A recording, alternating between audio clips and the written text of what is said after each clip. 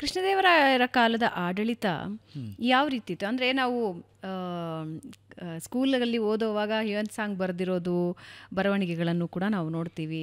ಮುತ್ತು ರತ್ನಗಳನ್ನು ರಸ್ತೆಗಳಲ್ಲಿ ಮಾರಾಟ ಮಾಡಲಾಗ್ತಾ ಇತ್ತು, ಸೇರಿನ ಅಳತೆಯಲ್ಲಿ ಅಂತೆಲ್ಲ ನಾವು ಕೇಳ್ತಾ ಇದ್ವಿ. ಆತನ ಆಡಳಿತ ಮತ್ತು ವಿದೇಶದ ಜೊತೆಗಿನ ಸಂಬಂಧಗಳು ಹೇಗಿದ್ವು ಕೃಷ್ಣದೇವರಾಯಂದು? ನೀವು 5-6 ಕ್ವಶನ್ ಒಂದೇ ಕ್ವಶನಲ್ಲಿ ಕೇಳಿದ್ದೀರ. ಅದು ಕಾರಣ ಏನಂದರೆ ಕರ್ನಾಟಕ ಇತಿಹಾಸ ಎಲ್ಲವೂ ಒಂದರಲ್ಲೇ ಬರಬೇಕಾಗಿರೋದ್ರಿಂದ.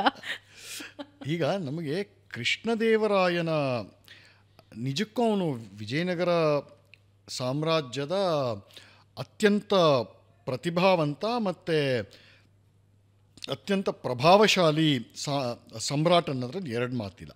ಆದರೆ ಕೃಷ್ಣದೇವರಾಯನಿಗಿಂತ ಒಂದರ್ಥದಲ್ಲಿ ಇನ್ನೂ ಸಮರ್ಥನಾದಂತಹ ರಾಜ ಇಮ್ಮಡಿ ದೇವರಾಯ ಅಥವಾ ಪ್ರೌಢದೇವರಾಯ. ಮೊದಲನೇ ಸಂಗಮ ವಂಶ ನಂತರ ಬರ್ತಾರಲ್ಲ, ಆ ವಂಶಕ್ಕೆ ಸೇರಿರೋನು ಪ್ರೌಢದೇವರಾಯ. ಅವನ ಕಾಲದಲ್ಲೇ ನಿಜವಾಗ್ಲೂ ಒಳ್ಳೊಳ್ಳೆ ದೊಡ್ಡ ಕೆಲಸ ಆಗಿದ್ದು. ಅಂದರೆ ವಿಜಯನಗರ ಸಾಮ್ರಾಜ್ಯದ ಎಲ್ಲೆಗಳನ್ನು ಸಿಕ್ಕಾಪಟ್ಟೆ ದೊಡ್ಡ ಪ್ರಮಾಣದಲ್ಲಿ ವಿಸ್ತಾರ ಮಾಡಿದ್ದು ಪ್ರೌಢದೇವರಾಯ ಅಥವಾ ಇಮ್ಮಡಿ ದೇವರಾಯ. ಇಮ್ಮಡಿ ದೇವರಾಯನ ಕಾಲದಲ್ಲಿದ್ದಂತಹ ಕರ್ನಾಟಕದ ಅತ್ಯಂತ ದೊಡ್ಡ ಕವಿ. ಈ ಕಾಲಕ್ಕೂ ಆ ಕವಿ ಹೆಸರು ಕೇಳಿಲ್ಲದೆ ಇರೋ ಕನ್ನಡಿಗನೇ ಅಲ್ಲ, ಕುಮಾರವ್ಯಾಸ.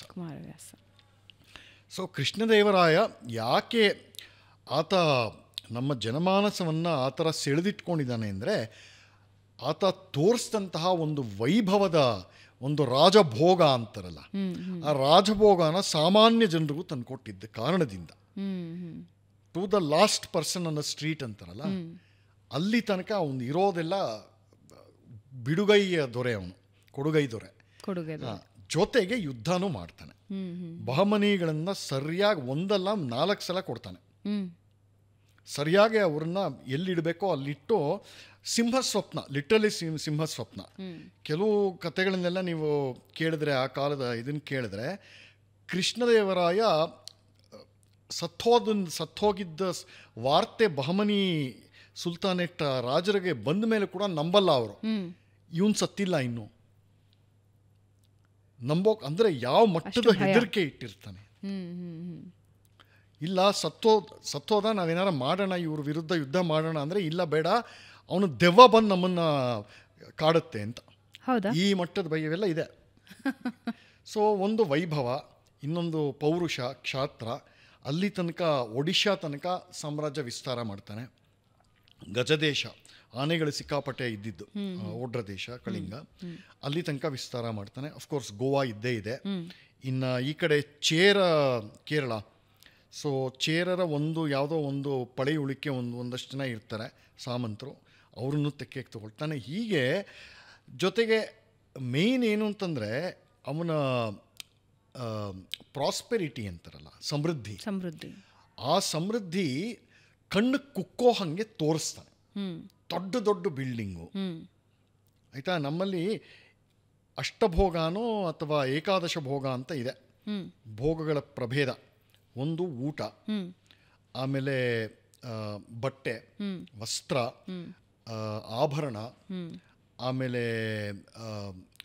ಭೋಗ ಅಂದರೆ ಅರ್ಥದ ಇದು ಕಾಮದ ಪ್ರಭೇದಕ್ಕೆ ಬರುವಂಥ ಅದು. ಆಮೇಲೆ ಊಟ ಹೇಗೆ ತಿಂತಾಯಿದ್ರು ನಮ್ಮಲ್ಲಿ, ಇವರಿದ್ದಾರೆ ನೋಡಿ, ಯಾರು, ರಾಳಪಲ್ಲಿ ಅನಂತಕೃಷ್ಣ ಶರ್ಮ, ಪ್ರಸಿದ್ಧ ಲೇಖಕರು, ಒಳ್ಳೆಯ ವಿದ್ವಾಂಸರು, ಒಳ್ಳೆ ಸಂಗೀತಗಾರರು. ರಾಯರ ಕಾಲದ ರಸಿಕತೆ ಅಂತ ಒಳ್ಳೆ ಪ್ರಬಂಧ ಬರೆದಿದ್ದಾರೆ. ಅಲ್ಲಿ ವಿಸ್ತಾರವಾಗಿ ಚಪ್ಪರಿಸ್ಬೇಕು ಆ ಥರ ಬರೆದಿದ್ದಾರೆ. ಅದನ್ನೆಲ್ಲ ಮುಂದೆ ಯಾವಾಗಾರೋ ಯಥಾವಕಾಶ ನೋಡೋಣ ಅದನ್ನು. ಸೊ ಅದಕ್ಕೆ ಹೇಳಿದ್ನಲ್ಲ ಆವಾಗಲೇ, ಒಂದು ಪರ್ಫ್ಯೂಮ್ ಮಾಡೋದಕ್ಕೆ ಒಂದು ಮಿನಿಸ್ಟ್ರಿ ಇದೆ ಅಂದರೆ ಏನು ಲೆಕ್ಕ ಇದೆ ನೋಡಿ, ಆಯಿತಾ. ತಿಂದು ಉಂಡು ಉಟ್ಟು ಚೆನ್ನಾಗಿ ಇರುವಂತಹ ಪ್ರಜೆಗಳು ಇರಬೇಕು ಅಂತ ಆ ಥರ ವೈಭವ. ಆಮೇಲೆ ಅಷ್ಟದಿಗ್ಗಜರು, ಪದ್ಯಗಳು ವಿಶೇಷವಾಗಿ ತೆಲುಗು ಮತ್ತು ಕನ್ನಡ ಎರಡೂ ಸಾಹಿತ್ಯಕ್ಕೆ ಈಕ್ವಲ್ ಆಗಿ ಕೃಷ್ಣದೇವರಾಯ ದೊಡ್ಡ ಕೊಡುಗೆ ಕೊಟ್ಟಂತಹ ಮಹಾನುಭಾವ.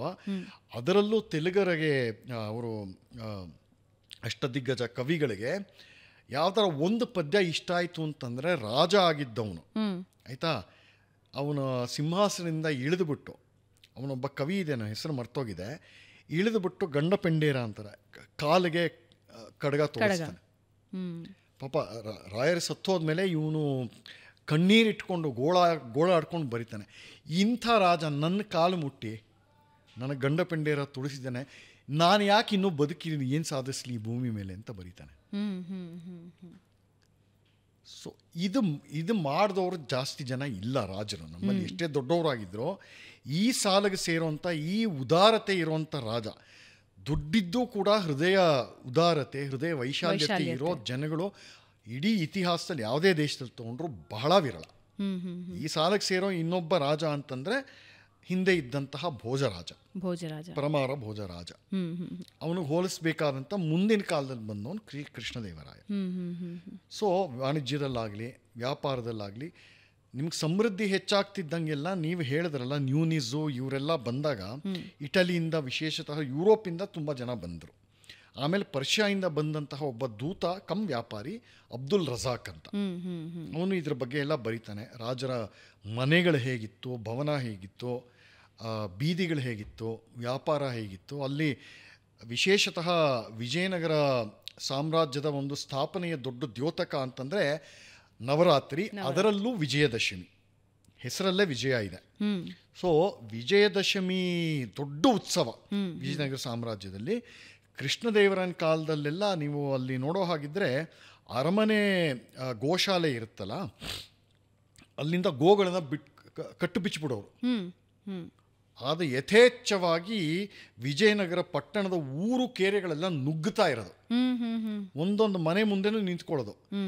ಮುತ್ತೈದೆಯರು ಬೇರೆ ಬೇರೆಯವರೆಲ್ಲ ಬಂದು ತಟ್ಟೆ ಹಿಡ್ಕೊಂಡು ಪೂರ್ತಿ ಆ ಗೋಗಳಿಗೆ ಚೆನ್ನಾಗಿ ಆರತಿ ಮಾಡಿ ಪೂಜೆ ಮಾಡಿ, ಏನು ವಜ್ರ ಖಚಿತವಾದಂತಹ ಹಾರಗಳನ್ನು ಹಾಕಿ ಗೋಗಳಿಗೆ ಅದು ತೋರಿಸ್ತಾರೆ.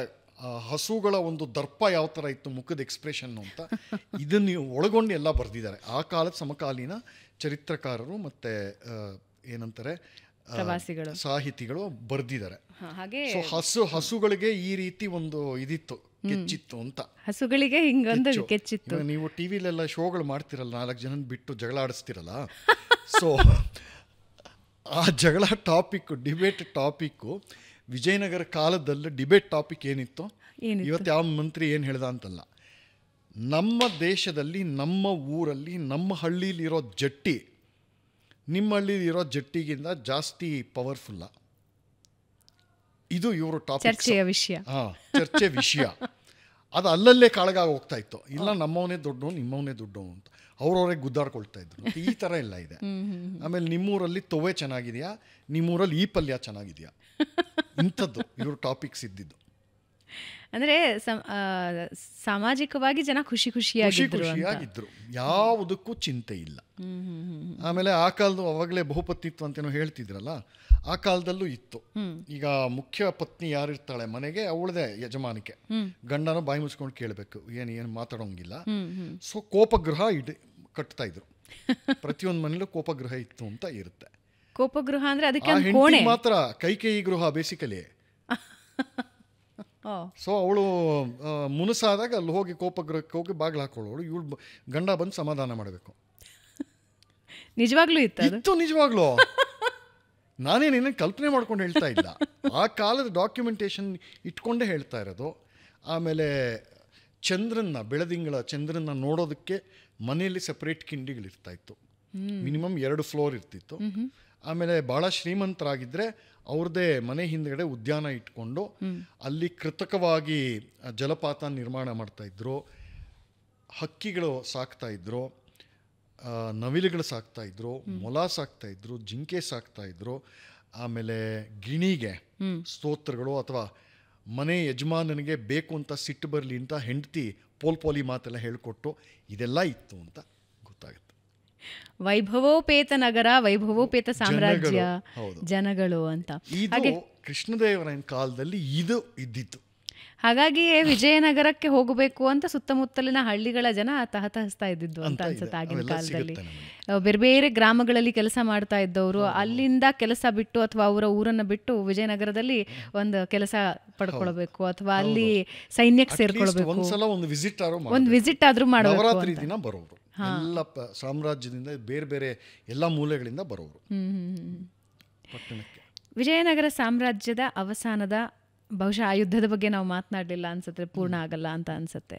ಬಹಮನೀಸನ್ ಸೇರಿದ ನಂತರ ಎಲ್ಲರೂ ಒಟ್ಟಿಗೆ ಸೇರಿ ವಿಜಯನಗರ ಸಾಮ್ರಾಜ್ಯನ ಮುಗಿಸಿದ್ರು. ಅದಾದ ಮೇಲೆ ತಿಂಗಳುಗಳ ಕಾಲ ವಿಜಯನಗರ ಸಾಮ್ರಾಜ್ಯ ಹೊತ್ತಿ ಉರಿದಿತ್ತು. ಸುಮಾರು ಸಾಮ್ರಾಜ್ಯ ಹೊತ್ತು ಉರಿದಿಲ್ಲ, ಅಂದ್ರೆ ನಗರ ಆ ಪಟ್ಟಣದ ವೈಭವ ಇವರು ಕಣ್ಕುಗ್ತಾ ಇತ್ತು ಈ ಬಹಮನಿಯವರು. ಹಾಗಾಗಿ ಆ ಬಹಮನಿಗಳು ಒಬ್ಬರ ಕಂಡ್ರೆ ಒಬ್ಬರಿಗೆ ಆಗ್ತಾ ಇರಲಿಲ್ಲ. ಕೊನೆಗೆ ಇದೊಂದು ಹಿಂದೂ ರಾಜ್ಯ ಇದೆ, ನಮ್ಮನ್ನು ಈ ಥರ ಶತಮಾನಗಳಿಂದ ಅವಮಾನ ಮಾಡ್ತಾ ಇದೆ, ಇವತ್ತು ನೌ ಆರ್ ನೆವರ್ ಅಂತ ಹೇಳಿ ಅವರೆಲ್ಲ ಒಂದಾಗಿ ತಾತ್ಕಾಲಿಕ ಒಗ್ಗಟ್ಟಿನಿಂದ ಆ ನಗರನ, ಕ್ಯಾಪಿಟಲ್ನ ಪುಡಿ ಮಾಡಿತು, ಸಂಪೂರ್ಣ ಧ್ವಂಸ ಮಾಡಿಬಿಡ್ತು. ಸೊ ಸಾಮ್ರಾಜ್ಯ ಹಾಗೆ ಒಂದು ಪತನ ಆಗುತ್ತೆ ಅಂತಲ್ಲ, ಸಾಮ್ರಾಜ್ಯ ಉಳ್ಕೊಳ್ತು. ಆದರೆ ಅದನ್ನು ಉಳಿಸ್ಬೇಕಾದಂಥ ಸಮರ್ಥ ರಾಜ, ಸಮ್ರಾಟ್ ಅನ್ನೋ ಚಕ್ರವರ್ತಿ ಅಂತ ಒಬ್ಬ ರಾಜ ಇರ್ತಾನಲ್ಲ, ಮುಗಿದೋದ. ವೀಕ್ಷಕರೇ, ಎಷ್ಟು ಸರ್ವನಾಶ ಆಯಿತು ಅಂತ ಹೇಳಿದ್ರೆ ಅಲ್ಲಿ ಸುತ್ತಮುತ್ತಲಿನ ಜನ ಕೂಡ ಅದನ್ನ ಮರೆತೇ ಹೋದ್ರು. ಅಂದ್ರೆ ಹಂಪೆ ಹಾಳು ಕೊಂಪೆ ಆಯಿತು ಅಂತ ಆಗಿನಿಂದ ಜನಜನಿತ ಆಯಿತು. ಬ್ರಿಟಿಷರು ಬರೋವರಿಗೆ, ಬ್ರಿಟಿಷ್ ಅಧಿಕಾರಿಯ ಕಣ್ಣಿಗೆ ಬೀಳೋವರಿಗೆ ಜನರ ಸ್ಮೃತಿ ಪಟಲದಿಂದ ಮರ್ತೇ ಹೋಗಿತ್ತು ಹಂಪೆ. ನಾಯಿ ನರಿಗಳ ಅಕ್ಷರಶಃ ನಾಯಿ ನರಿಗಳು, ದಾಳಿಕೋರರು, ಕಳ್ಳರು, ಕಾಕರು ಇಂಥವ್ರ ಇದ್ದಿದ್ದಲ್ಲಿ. ನೀವು ಈಗ ಹೋದರೆ ವಿರೂಪಾಕ್ಷ ದೇವಸ್ಥಾನ ನೋಡ್ತೀರಾ, ಅದರ ಹಿಂದೆಗಡೆ ರಾಜರ ಅರಮನೆಗಳನ್ನು ನೋಡ್ತೀರಾ, ನವಮಿ ದಿಬ್ಬ ನೋಡ್ತೀರಾ, ಇವೆಲ್ಲವೂ ಮರೆತು ಹೋಗಿತ್ತು. ಆ ವ್ಯಾಪಾರ ನಡೀತಾ ಇದ್ದ ಆ ಸಾಲುಗಳನ್ನು ನೀವು ಇವಾಗ ನೋಡ್ತೀರಾ. ಇವಾಗ ಹೋದರೆ ಅದು ಆ ರೀತಿ ಇತ್ತು ವೈಭವ ಅನ್ನೋದನ್ನು ಹೇಳೋದಕ್ಕಾದರೂ ಆ ಪ್ರದೇಶಗಳಿವೆ.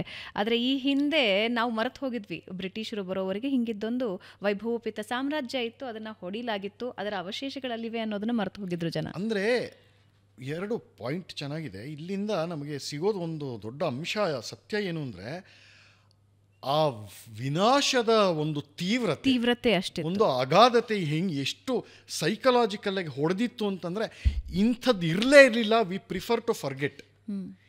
ಈ ದರಿದ್ರ ನೆನಪನ್ನು ನಾವು ಪರ್ಮನೆಂಟಾಗಿ ನಮ್ಮ ಮನಸ್ಸಿಂದ ಅಳಿಸ್ಬಿಡೋಣ ಅನ್ನೋ ಮಟ್ಟದ ಆ ಅಗಾಧತೆಯಲ್ಲಿ ಮತ್ತು ಆ ತೀವ್ರತೆಯಲ್ಲಿ, ಆ ಬರ್ಬರತೆಯಲ್ಲಿ ಅದರ ನಾಶ ಆಗಿತ್ತು ಅಂತ ನಮ್ಮ ತಂತಾನೇ ನಮಗೆ ಗೊತ್ತಾಗುತ್ತೆ.